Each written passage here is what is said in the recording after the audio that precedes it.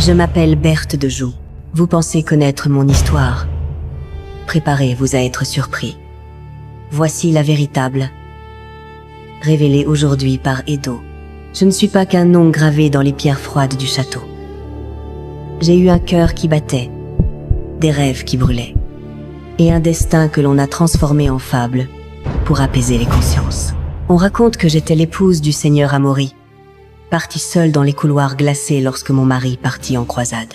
Ce que l'on oublie de dire, c'est que mon cœur appartenait depuis toujours à un chevalier qui fut mon ami d'enfance, mon protecteur dans les jeux et les secrets de la jeunesse.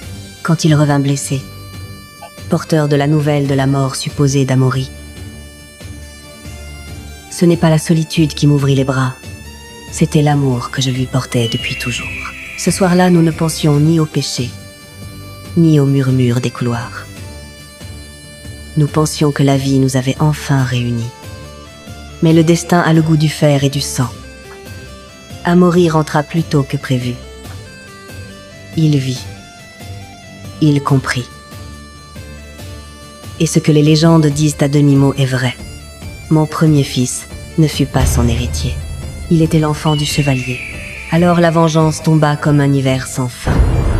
Mon amour fut transpercé de 3 coups d'épée et pendu au rocher de la fauconnière, livré au vent et aux corbeaux.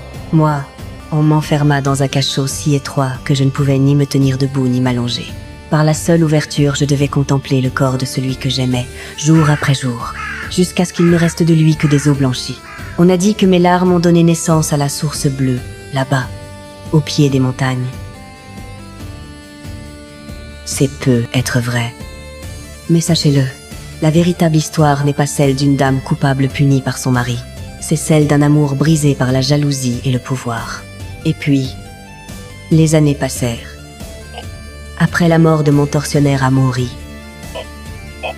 ironie du sort, ce fut mon fils, fruit de mon amour avec mon faucon, qui vint me tirer de ma sinistre geôle. Ses mains ont brisé les chaînes que je croyais éternelles. Ainsi j'ai fini mes jours à l'abbaye de Montbenoît, priant pour les vivants et pour les morts, avec dans mon cœur un visage que le temps n'a jamais effacé.